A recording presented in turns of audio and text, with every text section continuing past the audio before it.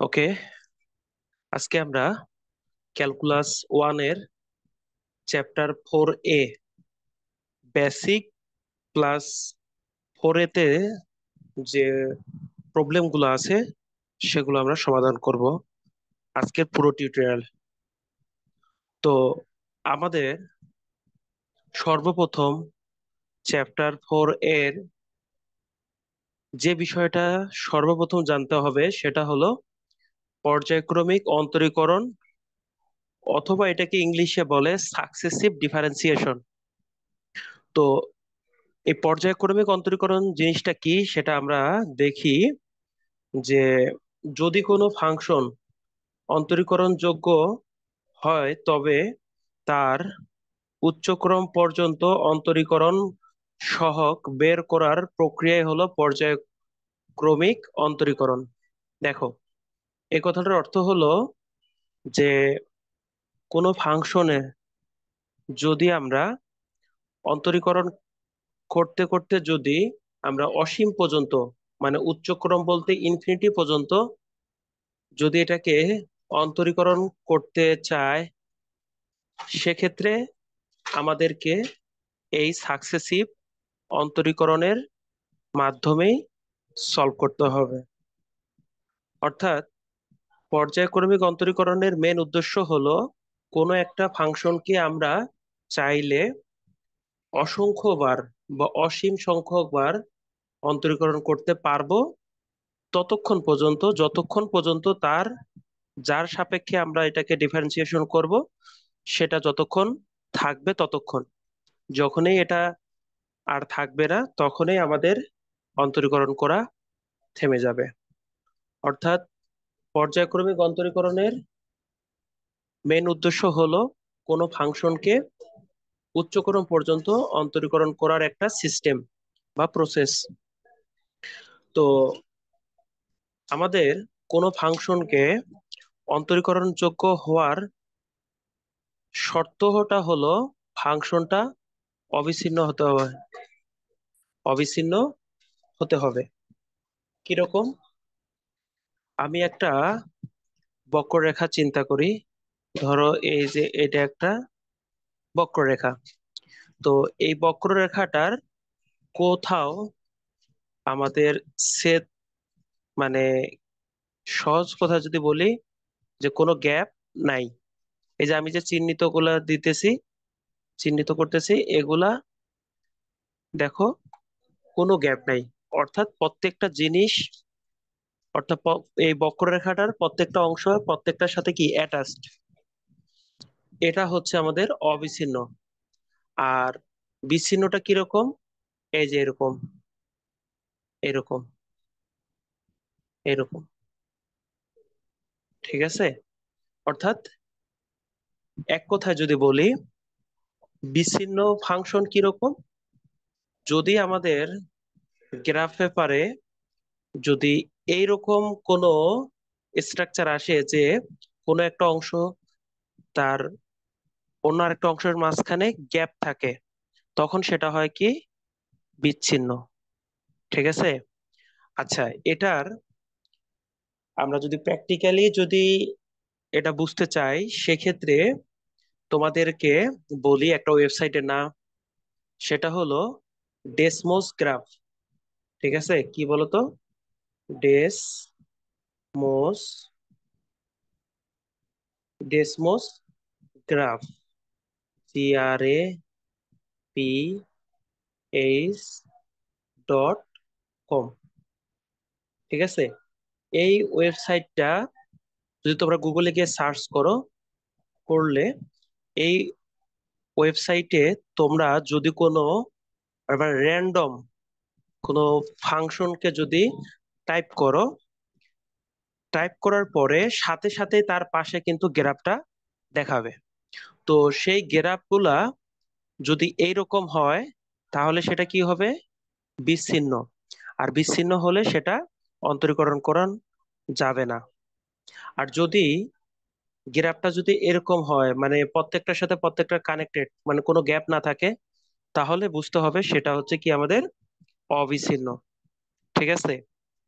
তো অন্তরীকরণ যোগ্য হবে তখনই যখন ফাংশনটা অবিচ্ছিন্ন হবে বা কন্টিনিউয়াস হবে।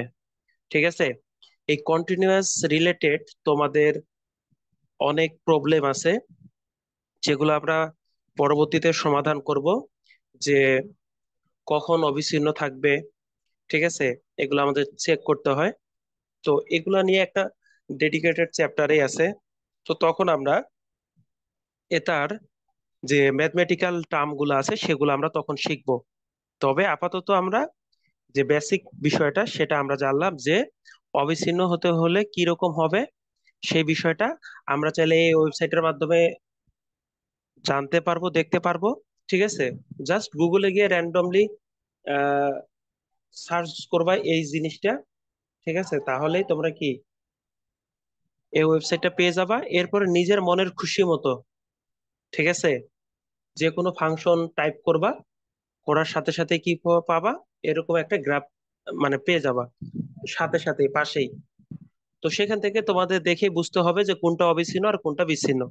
ঠিক আছে, আর অন্তরীকরণ যোগ্য সেগুলোই হবে যেগুলো অবিচ্ছিন্ন, যেগুলো অবিচ্ছিন্ন সেগুলোই কি হবে, অন্তরীকরণ যোগ্য হবে। আদারওয়াইজ সেটা অন্তরীকরণ যোগ্য হবে না। ওকে, তাহলে আমাদের এই পর্যায়ক্রমিক, পর্যায়ক্রমিক শব্দটার অর্থ কি আমরা বুঝতেছি বলতো। প্রথমে ওয়ান, তারপর টু, তারপর থ্রি, তারপর ফোর, ফাইভ, সিক্স, এইভাবে আমাদের কি অসীম পর্যন্ত। এই যে উচ্চক্রম, উচ্চক্রম মানে কি ইনফিনিটি পর্যন্ত। ঠিক আছে, এই কারণেই বলছে উচ্চক্রম পর্যন্ত যখন আমরা কোনো অন্তরক সহগ বের করব, সেটাই হবে কি আমাদের সাকসেসিভ ডিফারেন্সিয়েশন বা পর্যায়ক্রমিক অন্তরীকরণ। তো পর্যায়ক্রমিক কথাটার অর্থ হলো যে একটার পর একটা এবং সেটা ধারাবাহিক ভাবে। ঠিক আছে, প্রথমে হচ্ছে প্রথম, তারপর দ্বিতীয়, তৃতীয়, চতুর্থ, পঞ্চম, এভাবে আর কি। ঠিক আছে, তো আমরা যখন কোনো ফাংশনকে একবার অন্তরীকরণ করব, তাহলে প্রথম ক্রমের অন্তরক সহগ, এটা এখানে ক হবে, অন্তরক সহগ কিরকম হবে দেখো। যদি y equal to F of X অন্তরীকরণযোগ্য ফাংশন হয়, তবে তার অন্তরক সহগও এক্স এর একটি ফাংশন হবে। ঠিক আছে, দেখো এই কথাটা একটু বোঝার চেষ্টা করো। আমাদের y equal to F of x, এই যে ফাংশনটা যে আছে, এই ফাংশনটা হলো এক্স এর একটা ফাংশন। কিসের ফাংশন বলতো, এক্স এর ফাংশন। কারণ আমাদের এক্সটা হচ্ছে স্বাধীন চলক বা স্বাধীন রাশি, আর ওয়াইটা হলো কি অধীন চলক বা অধীন রাশি। তাহলে আমাদের স্বাধীন চলক যেটা থাকবে, সেটা অবশ্যই ওই ফাংশনটার অন্তরক সহগ, যেটার অন্তরীকরণযোগ্য ফাংশন হবে সেটার অন্তরক ফাংশন হবে। সহজ কথা হলো যে আমাদের যে ফাংশনটা অন্তরীকরণযোগ্য হবে, সেটার যে স্বাধীন চলক, সেই স্বাধীন চলকটাই হবে কি তার ফাংশন হবে। ঠিক আছে, তাহলে আমরা যদি আহ চিন্তা করি এরকম একটা গ্রাফ, যে এদিকে হচ্ছে আমাদের কি এক্স, আর এদিকে হচ্ছে কি আমাদের ওয়াই। তাহলে আমাদের এক্স অক্ষ বরাবর যে মানগুলো বসাই, সেই মানগুলো সবগুলো হচ্ছে কি আমাদের স্বাধীন স্বাধীন মান বা স্বাধীন চলকের মান। আর ওয়াই অক্ষ বরাবর যে মানগুলো আমরা বসাই সেগুলো হচ্ছে কি অধীন। কেন? কারণ এক্স এর মানটা বসানোর ফলেই আমরা ওয়াই এর মানটা পাবো। ঠিক আছে, একটা আমি উদাহরণ দেই। যেমন ধরো ওয়াই ইকুয়াল টু 2x। ঠিক আছে, ওয়াই ইকুয়াল টু কি 2x। তাহলে আমি এক্স এর মান যদি 1 বসাই, তাহলে ওয়াই এর মান কত পাবো, 2 পাবো। আমি এক্স এর মান যদি 2 বসাই, তাহলে এটা ওয়াই এর মান কত পাবো, 4 পাবো। ঠিক আছে, তাহলে আমাদের এখানে এক্সটা হলো স্বাধীন আর ওয়াইটা হলো কি অধীন বা পরাধীন। ঠিক আছে, তাহলে যে ফাংশনটা অন্তরীকরণযোগ্য হবে সেটার এক্স এর যদি কোনো ফাংশন হয়, তাহলে সেটাও কি হবে, অন্তরক সহগটা তার অন্তর্ভুক্ত হবে। ঠিক আছে, এখন আমরা কোনো ফাংশনকে যদি একবার অন্তরীকরণ করি, তাহলে সেটাকে আমরা কি কি ভাবে প্রকাশ করতে পারি। দেখো ডিডিএক্স অফ ওয়াই, তারপর হচ্ছে Y one, Y prime, D Y, অথবা D D X of F of X, তারপর হচ্ছে এ প্রাইম অফ এক্স, তারপর হচ্ছে উপরে ওয়ান দিয়েও আমরা প্রকাশ করতে পারি, তারপর হচ্ছে এফ অফ এক্স এক্স, তারপর হচ্ছে F prime x of x, তারপরে হচ্ছে ডি এফ অফ এক্স, তারপরে হচ্ছে ডিএক্স এফ অফ এক্স। এই সবগুলো মাধ্যমে আমরা কি করতে পারি, প্রথম ক্রমের অন্তরক সহগকে প্রকাশ করতে পারি। তবে আমরা সব সময় আমাদের প্রবলেম গুলো যখন সলভ করব তখন হচ্ছে আমরা এই তিনটাই ব্যবহার করব সবচেয়ে বেশি। ঠিক আছে? তো এটা গেল আমাদের প্রথম ক্রমের অন্তরক সহগের যে বেসিক বিষয়গুলা। এবার হচ্ছে আমাদের দ্বিতীয় ক্রমের ওই একই রকম আমরা এই যে প্রথমে হচ্ছে প্রথম ক্রমের সময় Y equal to F of X, আর দ্বিতীয় ক্রমের বেলায় কি হবে, এই যে আমরা যেটাকে প্রকাশ করছি এই যে এগুলা, যদি ডিডিএক্স অফ ওয়াই অন্তর্গ্রহণযোগ্য ফাংশন হয় তবে তার অন্তরক সহগ এক্স এর কি হবে, ফাংশন হবে, অবশ্যই হবে। ঠিক আছে? দ্বিতীয় ক্রমকে কিভাবে প্রকাশ করে, এইভাবে প্রকাশ করে। ঠিক আছে? এগুলো আর আমি বলতেছি না, জাস্ট তোমরা এগুলো নোট করে নিবা। ঠিক আছে? শুধু পার্থক্যটা কি, যেখানে যেখানে ওয়ান ছিল সেখানে সেখানে এখন কি হবে, টু হবে। এই হলো ডিফারেন্স। ঠিক আছে? একই রকম ভাবে তৃতীয় ক্রমের অন্তরক সহগের বেলায় কি হবে, এই যে আমরা দ্বিতীয় ক্রমটাকে এখানে নেব, তাহলে কি হবে, এরকম আসবে যে যদি হ্যাঁ D square D D X square Y অন্তর্গ্রহণযোগ্য ফাংশন হয় তবে তার অন্তরক সহগ এক্স এর কি হবে, একটি ফাংশন হবে। এটাকে প্রকাশ কিভাবে করব, সেম নিয়ম, সেটা হলো সব জায়গায় কি হবে, থ্রি হবে। ঠিক আছে? এই হলো আমাদের এই বিষয়গুলা। তো আমাদের ফোর এর এই বিষয়গুলো আমাদের কি করতে হবে, তোমরা সুন্দর মতো নোট করবে এবং ভালো মতন বুঝতে হবে। তোমরা যদি এগুলো ভালো মতো বুঝো তাহলে আমরা যখন প্রবলেম সলভ করব তখন সেগুলো আমাদের জন্য অনেক বেশি সহজ হয়ে যাবে। ঠিক আছে? অতএব আমরা এই বেসিক জিনিসগুলা সুন্দর মতো খাতায় নোট করব। ঠিক আছে? তো আমরা চ্যাপ্টার 4 এর উদাহরণ 2, ঠিক আছে, এটা একটা প্রমাণ। প্রমাণটা কিরকম, ওয়াই ইকুয়াল টু যদি sine n x plus cos N x হয় তবে প্রমাণ করো, এই যে এটা আমাদের প্রমাণ করতে হবে, এই যে এটা, এটা আমাদের কি করতে হবে, প্রমাণ করতে হবে। তো আমি একেবারে ভেঙ্গে ভেঙ্গে বুঝাবো যাতে তোমাদের কোথাও কোনো বুঝতে অসুবিধা না হয়। তাহলে দেখো, আমাদের সর্বপ্রথম দেওয়া আছে Y equal to sine N x plus cos N x. ঠিক আছে? তো আমাদের এখানে প্রমাণটাতে ছিল ওয়াই আর, মানে হলো আমরা ওয়াই কে আর সংখ্যক বার অন্তরীকরণ করব। কতবার অন্তরীকরণ করব, আর সংখ্যক বার। ঠিক আছে? তো আমরা সর্বপ্রথম একবার অন্তরীকরণ করব। তাহলে আমরা এই ওয়াই কে যদি এক্স এর সাপেক্ষে, কেন এক্স এর সাপেক্ষে অন্তরীকরণ করবো বলতো, কারণ এখানে আমাদের এক্স এর একটা ফাংশন, এই যে দেখো এক্স এর একটা ফাংশন, এই কারণে আমরা এটা এক্স এর সাপেক্ষে কি করব, অন্তরীকরণ করব। তাহলে আমরা কোনো ফাংশনকে যদি একবার অন্তরীকরণ করি তাহলে সেটাকে কিভাবে প্রকাশ করে, যেটা আমরা মাত্রই শিখলাম যে প্রথম ক্রমের অন্তরক সহগ, সেটাকে প্রকাশ করা হয় ওয়াই ওয়ান দিয়ে। আরো আছে অনেকগুলো প্রকাশ, তবে আমরা এইখানে ওয়াই ওয়ান দিয়েই প্রকাশ করলাম। ঠিক আছে? কেউ যদি এটাকে ডিডিএক্স অফ ওয়াই দিয়ে প্রকাশ করে তারপরও কোনো সমস্যা নাই। ঠিক আছে?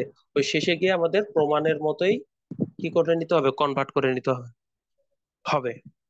তাহলে দেখো, আমাদের এখানে sine n x, sine n x, এই যে সাইন এন এক্স এ আছে, আমরা এটার অন্তরীকরণ করব। ঠিক আছে? তাহলে এটার সাইনের অন্তরীকরণ কি, কস এক্স, সাইনের অন্তরীকরণ হচ্ছে কস এক্স। এখন এখানে কি কস এক্স শুধু আছে না, এখানে এন এক্স আছে। ঠিক আছে? এক্স এখনো অবশিষ্ট আছে, তাহলে আমরা এটাকে আবার লিখবো ডিডিএক্স অফ এন এক্স। এরপরে হচ্ছে কজ এক্স এর অন্তরীকরণ কি? এটা হচ্ছে এই প্লাসটা, ঠিক আছে। কজ এক্স এর অন্তরীকরণ কি?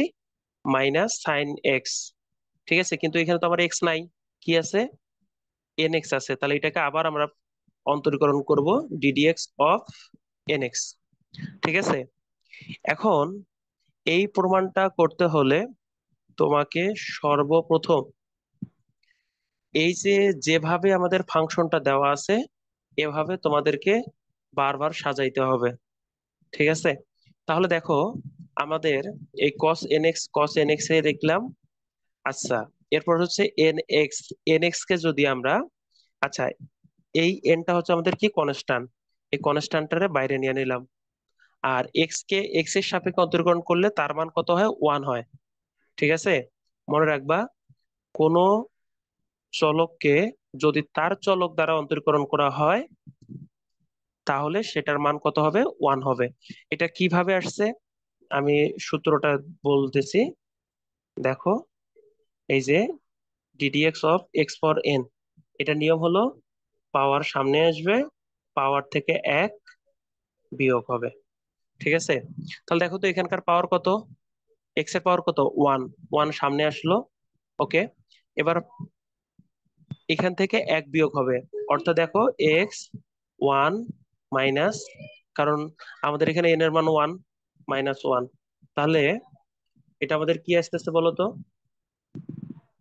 এক্স পাওয়ার 0। আর কোনো কিছুর পাওয়ার 0 মানে কি? তার মান হচ্ছে 1। তার মান কত? 1। তাহলে আমাদের এখানে 1 দেওয়ার দরকার নেই, তাহলে আমরা লিখলাম এন কস এন এক্স। আর এই যে প্লাসে মাইনাসে মাইনাস, একই রকম ভাবে এখানে এনটা বাহিরে আসলো। আর এক্স কে এক্স এর সাপেক্ষে অন্তরীকরণ করলে কি আসবে? সেটা সাইন ওই এক্স আসবে, ঠিক আছে। এক্স কে এক্স এর সাপেক্ষে অন্তরীকরণ করলে কত আসে?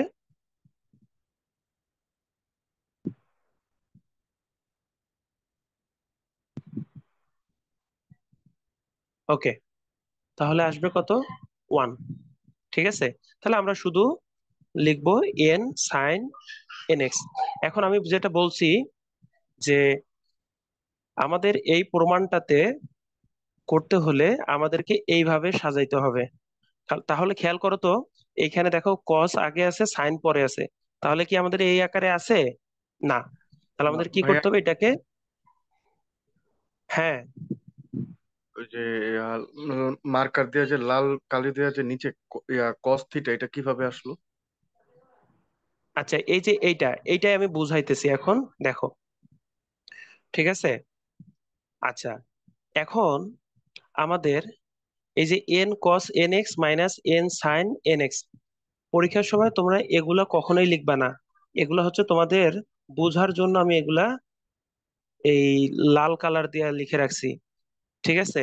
কিভাবে হয় এটা আমি বোঝাচ্ছি, দেখো। এই যে দেখো এখানে sine π/2 plus theta equal to কি হয়? Cos theta. আর cos π/2 plus theta equal to কি হয়? Minus sine theta. এখন এইটা হচ্ছে আমাদের সূত্র, ঠিক আছে। এটা হচ্ছে আমাদের কি সূত্র? যে sine π/2 plus theta equal to কি হবে? Cos theta. আর cos π/2 plus theta equal to কি হবে? মাইনাস সাইন থিতা।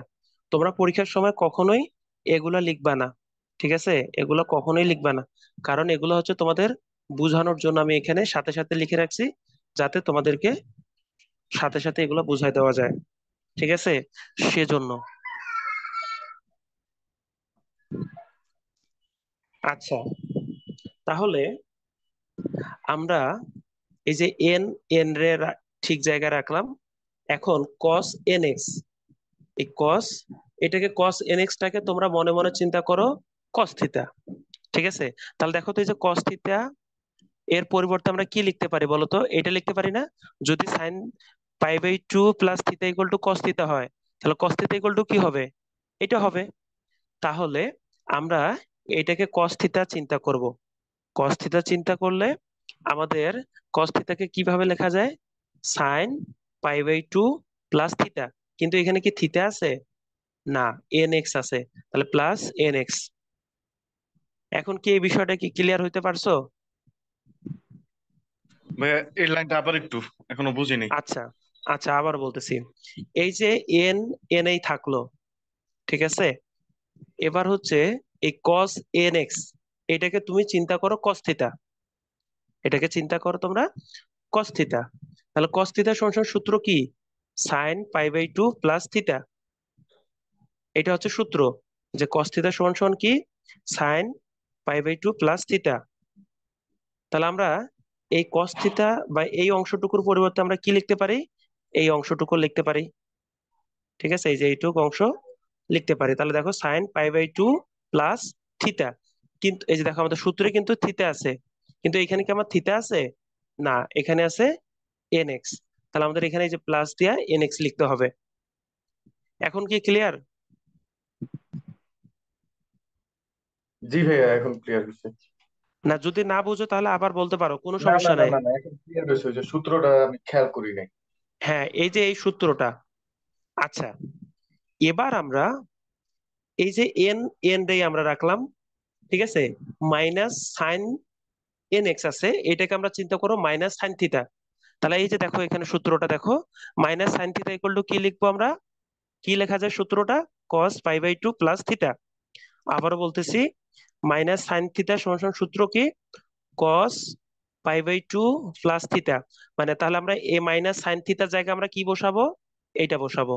এই যে আমি যে মার্কার, লাল কালার দিয়ে যে মার্ক করতেছি, এই অংশটা লিখবো। তাহলে দেখো কস, আচ্ছা এন তো এনেই, তারপর হচ্ছে কস, এই যে pi by two plus theta, সূত্রতে থিটা, কিন্তু আমাদের এখানে কি থিটা আছে? না, এখানে আছে এন এক্স। তাহলে আমরা দিয়ে কি লিখবো? প্লাস এন এক্স, ঠিক আছে। এখন তাহলে আশা করি তোমরা এই লাইনটা থেকে এই লাইনটা কিভাবে হয়েছে তোমরা ক্লিয়ারলি বুঝতে পারছো। কোনো সমস্যা আছে? না ভাইয়া, ওই লাইনে এখন কোনো সমস্যা নেই, পরে আবার ওয়াই টু দেওয়া হইলো। হ্যাঁ, ওইটাতে পরে আসতেছি। আচ্ছা, তাহলে আমরা একবার অন্তরীকরণ করা শেষ। আমরা এটাকে মানে চাইলে অসংখ্যবার দেখাইতে পারি, কিন্তু আমরা দুইবার দেখাই আর দেখাবো না, ঠিক আছে। কিরকম? আমরা যদি এখন আরেকবার অন্তরীকরণ করি, কাকে অন্তরীকরণ করব? এই যে এইটারে। কেন অন্তরীকরণ করব? কারণ আমাদের এটা আর সংখ্যক বার অন্তরীকরণ করতে হবে, ঠিক আছে। তাহলে আমরা দুইটা মান যদি বের করতে পারি, পরে আমরা সুন্দর মতো এখানে আর দিয়া কনভার্ট করতে পারবো, ঠিক আছে।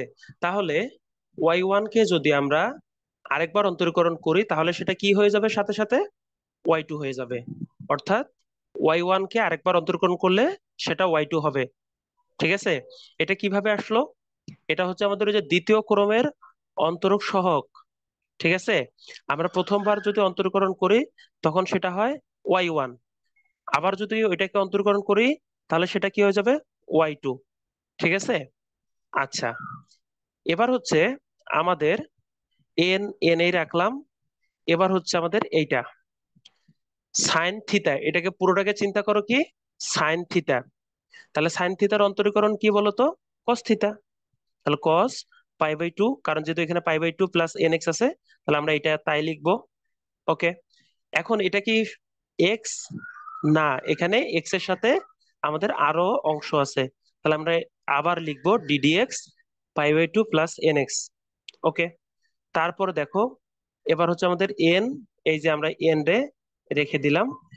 এবার দেখো সেম কাজ, কস এক্স এর অন্তর্করণ কি? মাইনাস সাইন এক্স না? তাহলে এই যে দেখো এখানে মাইনাস, এই যে মাইনাস সাইন এক্স, এক্স এর জায়গায় এখানে কি আছে? Pi by two plus N x, এই যে তা আমরা লিখলাম। কিন্তু আমাদের এখনো এক্স আছে, তাহলে আমরা আবার লিখবো ddx pi by two plus N x, ঠিক আছে। এটা হলো আমাদের কি অন্তরীকরণ করলাম। এখন আমরা জাস্ট এটাকে সাজায় লিখবো। কিভাবে সাজাবো সেটা দেখো। তার আগে বলি, সেটা হলো যে এই যে d d x pi by two plus N x, ঠিক আছে। এই পাই বাই টু কে যদি আমরা এক্স এর সাপেক্ষে অন্তরীকরণ করি তাহলে তার মান কি হয়? জিরো। কোশ্চেন হলো কেন? কারণ আমরা জানি কনস্ট্যান্টের অন্তরীকরণের মান হচ্ছে জিরো, ঠিক আছে। এটা হচ্ছে সূত্র, এই যে আমি লিখে দিতেছি। কনস্ট্যান্ট, সি তে হচ্ছে কনস্ট্যান্ট, কনস্ট্যান্টের যদি আমরা অন্তরীকরণ করি তার মান কি হবে? জিরো। ঠিক আছে। আচ্ছা, এরপরে তাহলে এটার মান জিরো আসলো। এরপর হচ্ছে ডিডিএক্স এন এক্স। তাহলে ডিডিএক্স এন এক্স এর অন্তরীকরণ করলে কত আসে? এন। কারণ এক্স কে এক্স এর সাপেক্ষে অন্তরীকরণ করলে কত আসে? এই যে দেখো ওয়ান। ঠিক আছে, এক্স কে এক্স এর সাপেক্ষে অন্তরীকরণ করলে ওয়ান হয়। ঠিক আছে, তাহলে এখানে কি হবে? শুধু এন হবে। একই রকম ভাবে এখানেও কি হবে? শুধু এন হবে। আচ্ছা, এবার দেখো আমরা কি করব, এইটাকে পুরোটাকে চিন্তা করব কস থিতা। এটাকে চিন্তা করব কি? কস থিতা। তাহলে দেখো এই যে কস থিতার পরিবর্তে আমরা কি লিখতে পারি বলতো? এটা লিখতে পারি না? মানে একটু আগে যেভাবে আকারটা চেঞ্জ করছিলাম, তাহলে কস থিতার পরিবর্তে আমরা এটা লিখবো। তাহলে দেখো এই যে কস থিতার পরিবর্তে আমরা sine pi by two plus theta, থিতার জায়গায় এখানে কি আছে বলতো? এটা পুরোটাই। তাহলে আমরা কি লিখবো? Pi by two plus N x. এই দেখো pi by two plus N x, into n তো আছে আগের থেকেই। আবার দেখো মাইনাস সাইন থিতা, এই যে মাইনাস সাইন থিতা, মাইনাস সাইন থিতা সমান কি লেখা যায়? এটা। ঠিক আছে, তাহলে আমরা তাই লিখলাম, কস pi by two plus theta, থিতার জায়গায় এখানে কি আছে? এটা। তাহলে আমরা এটা লিখে দিলাম। আর এটা করলে কত আসে? এন, সেটা তো বুঝে গেছো। ঠিক আছে, তাহলে এখন খেয়াল করো, এইখানেও এন আছে, এইখানেও এন আছে, গুণ আকারে। তাহলে এন আর এন গুণ করলে কি হবে? এন স্কোয়ার হবে। আচ্ছা, এইখানে pi by two plus pi by two, তাহলে কয়টা আছে বলো তো? দুইটা পাই বাই টু, তাহলে two into pi by two plus N x. একই রকম ভাবে এন আর এন গুণ করলে কি হবে? এন স্কোয়ার কস কস। এখানেও সেম, পাই বাই টু কয়টা আছে? দুইটা আছে, তাহলে যোগ করলে কত হবে? Two pi by two plus N x. ঠিক আছে, তো আশা করি ওয়াই টু সমান সমান এইটুক পর্যন্ত ক্লিয়ারলি বুঝতে পারছো। এবার আমরা কি করব, যে এই যে ওয়াই টুটা যে মানটা পাইলাম, ঠিক আছে, এই ওয়াই টু কে এক্স এর সাপেক্ষে আর সংখ্যক বার অন্তরীকরণ করে পাই। কোশ্চেন হলো আর কেন? কারণ আমাদের প্রমাণের মধ্যে আর আছে, এই কারণে আমরা আর, যদি অন্য কিছু থাকতো তাহলে আমরা সেটার সাপেক্ষে করতাম তত সংখ্যক বার। ঠিক আছে, তাহলে এখন যেখানে যেখানে আমাদের এই যে সংখ্যাগুলো আছে, ঠিক আছে, সেখানে সেখানে এখন আমরা কি বসাবো? জাস্ট আর বসাবো। কোথায়? এই ওয়াই টু তে। ঠিক আছে। আচ্ছা, তাহলে দেখো এই যে ওয়াই টু, তাহলে এখানে আমরা কি লিখবো? ওয়াই আর।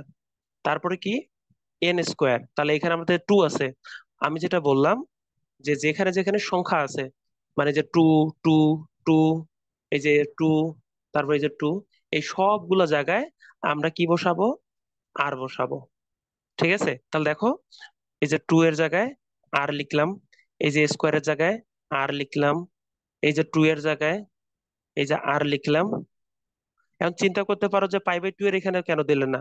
কারণ ভাই, এটা তো হচ্ছে আমাদের এই সাইনের অংশ, আর এই টুটা হচ্ছে আমাদের কি? টুটা হচ্ছে আমাদের এগুলার সমষ্টি করে একটা কনস্ট্যান্ট মান। এই কারণে শুধু খালি আর বসবে শুধু এই সংখ্যাগুলোর জায়গায়, মানে টু এর জায়গায়। ঠিক আছে, এই কারণে এইখানে আর বসে নেই, শুধু আর বসছে কোন জায়গায়? এই যে টু এর জায়গায়। ঠিক আছে, প্লাস এন স্কোয়ার, তার মানে কি হবে? এন আর কস। আবার এখানে টু আছে, তাহলে এখানে আমরা কি লিখবো? আর। ঠিক আছে, তাহলে এইটুক পর্যন্ত আশা করি ক্লিয়ার। এখন খেয়াল করো তো, এখানেও এন পাওয়ার আর আছে, এখানেও এন পাওয়ার আর আছে। তাহলে আমরা দুই জায়গা থেকে আমরা এন পাওয়ার আর কি কমন নিতে পারি না? হ্যাঁ পারি। তারপরে আমাদের তাহলে এখানে কি থাকে? এইটা থাকে আর এটা থাকে। এখন আমি থার্ড ব্র্যাকেট দিলাম, সেকেন্ড ব্র্যাকেট ক্লোজ করে হোল স্কোয়ার দিলাম, আর পুরোটার পাওয়ার দিলাম ওয়ান বাই টু। তাহলে দেখো এই টু আর এই টু কাটাকাটি গেলে কি আবার আমরা কি আগের লাইনটাই পাবো না?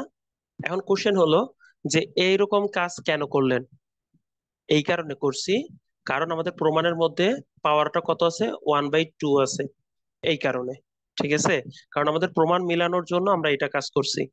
এখন দেখো তো, এটা একটা সূত্র হয়ে গেছে না? এ, এটাকে ধরো এ, এটাকে ধরো বি, তাহলে A plus B whole square. A plus B whole square সূত্র কি? A square plus two A B plus B square. আর এই যে ওয়ান বাই টু যেটা আছে ওইটা কিন্তু এখানে রেখে দিতে হবে, কারণ আমরা তো সেটার কাজ করি নাই। আচ্ছা, এবার দেখো সাইন স্কোয়ার এটাকে পুরোটাকে থিতা মনে করো, ভাই, এটা এটাকে কত কজ ছিল? স্কোয়ার থিতা মনে করো। তাহলে sign square theta plus cos square theta সমান সমান ভাইয়া, 1 হয়। হ্যাঁ। যদি আপনি সূত্রই ফেলান তাহলে যে আহ, আর আর পাই বাই টু এগুলো তো হোল স্কোয়ারের আওতায় আসবে না? হ্যাঁ, এগুলো এগুলো আমাদের পুরোটাই হচ্ছে থিতা। আমরা এখন এটাকে চিন্তা করব থিতা। ঠিক আছে। হুম। এই ব্র্যাকেটের ভিতরে যেটা থাকবে এই মানটা পুরোটা হচ্ছে থিতার মান। এই যে পাই আর বাই 2, পাই আর বাই 2 এন এক্স যেগুলো আছে এগুলো পুরোটাকে আমরা থিতা মনে করব। ঠিক আছে। হ্যালো। জি ভাইয়া, বুঝছি এখন। তার তার মানে এটা হচ্ছে সাইন থিতা, এটা হচ্ছে কস থিতা। তাহলে এটাকে পুরোটাকে ধরলাম এ, এটা বি। তাহলে A plus B whole square সূত্র কি? A square plus 2ab plus B square. এখন আমাদের ত্রিকোণমিতির একটা সূত্র আছে, sine square theta plus cos square theta সমান সমান মান কত হয়? ওয়ান। 1। তাহলে আমরা এই ওয়ানটা এখানে বসাই দিলাম, প্লাস আর এখানে আমাদের যেটা আছে 2 সাইন থিতা কস থিতা। দেখো টু আমাদের সাইন টু এ। অন্তরীকরণে এটা একটা আমি কি সূত্র করছি? আছে। সূত্রটা কি? সাইন টু টু সমান সমান সাইন টু টু। সাইন এ কসে। হ্যাঁ, সাইন টু এ, এখানে হচ্ছে 2। সাইন টু এ সমান সমান সূত্র কি? 2 সাইন এ কস এ। ঠিক আছে। তাহলে 1 প্লাস সাইন এই যে 2, এটা হচ্ছে সূত্রের 2। আর থিতা কোনটা? এই যে এটা, বা এ কোনটা? এটা। তাহলে আমরা এটা এখানে লিখে দিলাম। আর ওই যে উপরে যে 1/2 আছে ওইটা কিন্তু থেকে যাবে। ঠিক আছে। আচ্ছা, এবার খেয়াল করো, আমরা এখানে টোটাল লসাগু করি। লসাগু করলে কি হবে? 2 হবে। তাহলে 2 কাটা গেলে পাই, পাই আর প্লাস 2 এন এক্স। তাহলে এই নিচের 2 আর এই উপরের 2 কি যাবে? কাটা যাবে না লসাগু করলে। এখানে একটা লাইন কিন্তু স্কিপ হয়েছে। ঠিক আছে। এখন আমাদের একটা সূত্র আছে, সেটা হলো সাইন এন পাই প্লাস থিটা সমান সমান সূত্র হলো -1/n সাইন থিটা। ঠিক আছে, এটা হলো আমাদের সূত্র। তাহলে দেখো তো এটা কিভাবে এখানে আমরা প্রয়োগ করতে পারি। দেখো, এই যে সাইন এন পাই প্লাস 2 এন এক্স, এই 2 এন এক্সটা হচ্ছে আমাদের থিতার মান। তাহলে আমাদের এটা সমান সমান সূত্র কি হবে? -1/n sine theta. কিন্তু আমাদের এখানে কি এন আছে বলো তো? এখানে আমাদের আছে আর। তাহলে আমাদের এখানে কি লিখবো? এগুলো যা ছিল তাই, 1 প্লাস এই যে -1 এর পাওয়ার কত, আর ইন্টু সাইন থিতা। তাহলে থিতার এখানে কি আছে? 2 এন এক্স। তাহলে আমরা কি লিখবো? sin 2 nx। আর এই যে 1/2 যা ছিল তাই। এটাই হলো আমাদের কি প্রমাণ। তাহলে দেখানো হলো। তো দেখো তো কোথাও কোনো সমস্যা আছে নাকি? না ভাই, এটাতে আপাতত নাই। আচ্ছা, যদি কখনো তোমাদের কোনো সমস্যা থাকে তাহলে অবশ্যই আমাকে জানাবা, আমি বুঝাই দেব। ঠিক আছে, কোনো সমস্যা নেই। তো আমাদের চ্যাপ্টার 4 এর এই একটা মাত্র থিওরি আছে যেটা খুবই গুরুত্বপূর্ণ। ঠিক আছে। এর মতো করে তোমাদের বইয়ের যদি আরো কোনো ম্যাথ তো আছে, তোমরা যদি চাও তাহলে সেগুলো সলভ করতে পারো। ঠিক আছে, প্র্যাকটিসের জন্য। তবে এই থিওরিটা খুবই গুরুত্বপূর্ণ। ঠিক আছে, এই উপপাদ্যটা খুবই গুরুত্বপূর্ণ। অতএব ধৈর্য সহকারে মনোযোগ দিয়ে করবা। ঠিক আছে। আর যদি কোথাও কোনো সমস্যা থাকে তাহলে অবশ্যই আমাকে জানাবা। ঠিক আছে। তো আমাদের চ্যাপ্টার 4 এর ক্লাস এখানেই ক্লোজ।